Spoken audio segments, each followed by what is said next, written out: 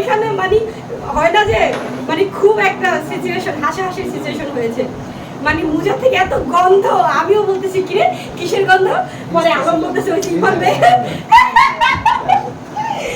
ভাইয়ের পায়ের মুজার গন্ধ। বিনায়িকার মাঝখানে এরকম একজন মানুষ দাঁড়ালে ভালো।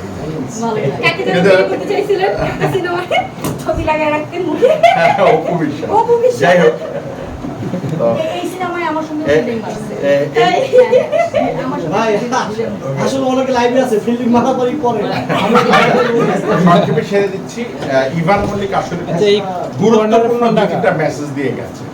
আলমের যে কথাটা আমি প্রথম মুগ্ধ হয়েছিলাম, আলম বলছে ভাই আপনারা জানেন যে বিদ্যা বালানের একটি ছবি খুব হিট হয়েছিল, 3টা সংলাপ ছিল যে বিনোদন মিডিয়াতে 3টা জিনিস দরকার, এন্টারটেইনমেন্ট এন্টারটেইনমেন্ট এন্টারটেইনমেন্ট। তো হিরো আলমের সাথে যখন প্রথম ফার্স্ট আমার ইন্ট্রোডিউস হয়, হিরো আমার মানে একটা মানুষ কিভাবে এটা বলতে পারে আমি জানি না, সে আমাকে বলছিল যে ভাই আমার কোনো ভিডিও ছাড়লে মানুষ প্রথমে একটা গালি দেয়, তারপরে একটু মজা পায়, 2-4জন ভালো কমেন্ট করে, 2-4জন খারাপ কমেন্ট করে, করে ঘুমায় যায়। বিশ্বাস করেন ঘুমের তুই আবার আমার ভিডিওটা দেখে যে আমি কি করলাম, আবার আমার 2টা গালি দেয়, আবার মনে করেন হচ্ছে সে ভুলে যায়, কাজকর্ম করে, দুপুরবেলা আবার আমার ভিডিওটা ছাড়ে আবার আমার 2টা গালি দেয়। মানে একটা মানুষ তার কতটুকু কনফিডেন্স দেখেন যে যেই লোকটা কালচার অবলম্বনকে ভালোবাসে এবং তার ভিডিও দেখে আপনি বিরোধিত হচ্ছেন, এন্টারটেইনমেন্ট এন্টারটেইনমেন্ট এন্টারটেইনমেন্ট নিচ্ছেন যেভাবেই নেন আপনি।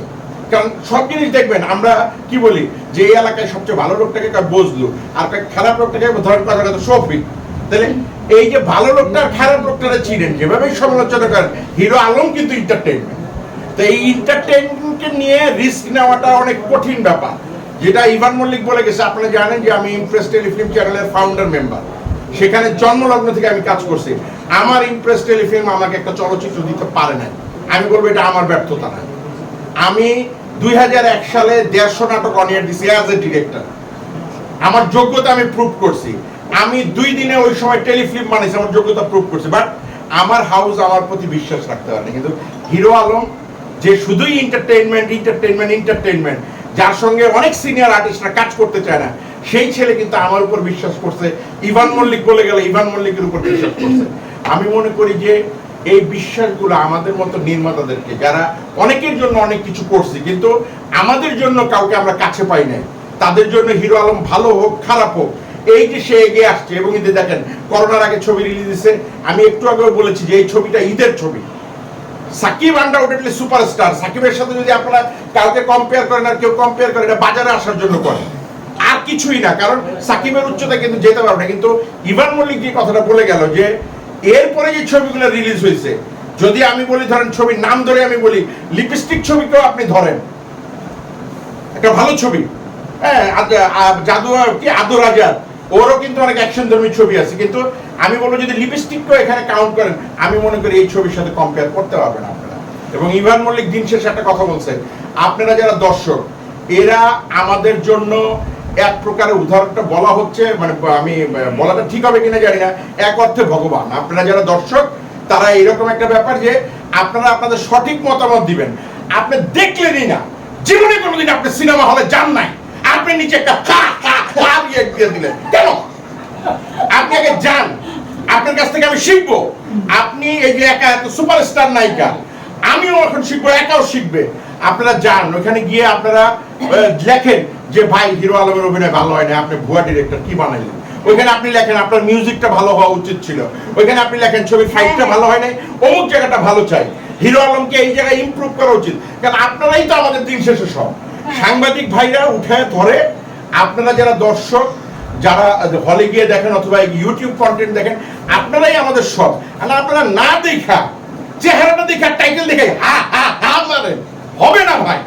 যুগ পাল্টে গেছে। কিন্তু আপনি আজকে এই সাবকন্টিনেন্টে আটকে রাখতে পারবেন, কিন্তু হিরো আলমের উপর যখন আঘাত হয়, বিশ্বের 24টা টেলিভিশন চ্যানেলে নিউজ হয়, আমি শাওন আশরাফের হয় নাই, বাংলাদেশের অনেক বড় বড় নেতার হয় নাই, সেই জায়গাটা সে মানে যোগ্যতাটা অর্জন করছে। সো দ্যাট ইভান মল্লিকের সুরে আমিও বলবো বাচ্চা দেখেন, আসেন হলে দেখেন, আপনাদের সুচিন্তিত মতামত। আমরা যদি হিরো আলমকে নিয়ে ভুল করে থাকি অবশ্যই আপনারা এটা বলবেন। আমি 100 বার বলতে চাই, আপনারা বলবেন বলবেন বলবেন, আমরা শুধরে নেব। কিন্তু এই দুঃসময় চলচ্চিত্র মানে রিলিজ দেওয়া একটা সাহসী ব্যাপার। আমি হিরো আলম রিয়ামণি, একা, ইভান মল্লিক এবং এই ছবির সংশ্লিষ্ট যারা আছে সবাইকে ধন্যবাদ দিতে চাই। এটা একটা সাহসী উদ্যোগ। ধন্যবাদ। ধন্যবাদ সবাইকে। আলম ভাই আপনার কাছে যেহেতু এই যে আশরাফ ভাই বললো হিরো আলম মানে একটা এন্টারটেইনমেন্ট, আমরা আপনি এন্টারটেইনমেন্ট কিভাবে আসছেন আমরা জানি, তো বিশেষ করে আপনার গানগুলো দিয়ে। তো আপনি বক্তৃতা দেওয়ার আগে আপনার সেই এন্টারটেইনমেন্ট একটা গান দিয়ে শুরু করেন। না, আমরা তো গান দিয়ে শুরু করবো। আরে ভাই, এটা কি বক্তৃতা দিচ্ছে রে ভাই? আমরা কথা বলতে আজকে কি আমাদের হলো ভাই? রিলিজ আগামী 11 তারিখে, সেটা নিয়ে আমরা আজকে কথা বলছি। গান গুন শুনতে চাইলে আমরা অন্য একটা গান শুনবো। একটু শুনুন না, একটা করে। না, না, আজকে কোনো না, গান হবে সালম ভাই তো বললো মাত্র আপনি হিরো আলম মানে আজকে এন্টারটেইনমেন্ট। কোনো গান হবে না। গান নাই, গান নাই। রিয়ার মনির শুটিং নাচ যখন আমি দেখলাম, তার আগে আমি কিছু রিলস দেখেছি, তো আমি বললাম এই মেয়েটা তো খুব ফাটাফাটি, এটা কে? তখন বললো ও রিয়ামণি, আরেকটা মানে নায়িকা আসছে, পরিমণির কোনো রিলেটেড কিনা, বললো না রিয়ামণি, হিরো আলম রিয়ামণি আর কবি রিলস আছে। তো আমি ওর রিলসগুলো তখন দিয়ে দেখলাম, তো ও খুব ফাটাফাটি, তখন থেকে ও খুব জোস।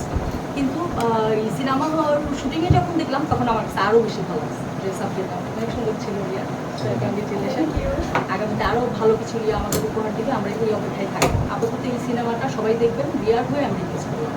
মানে সিনেমায় কত রিয়ার বড় কিছু একজন থাকবে। অভিনেত্রী সে, হ্যাঁ, মানে তার অভিনয় দেখতে দেখতেই ধরতে গেলে বড় হয়েছি। বড় হয়েছে। হ্যাঁ, সত্যি কথা বলতে। আচ্ছা, কে আমার কাছে মানে একটা মান্না প্রশ্ন? ভাইয়ের হিরোইন।